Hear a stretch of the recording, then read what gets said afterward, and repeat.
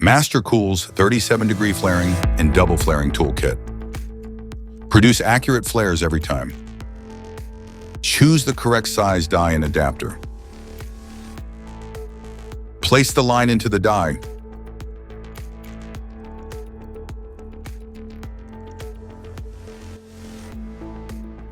Put the die into the tool.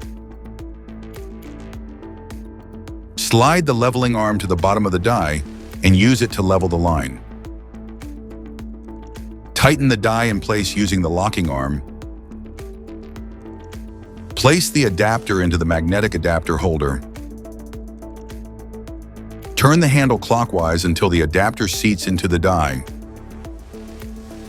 Turn the black knob clockwise, then pump the handle.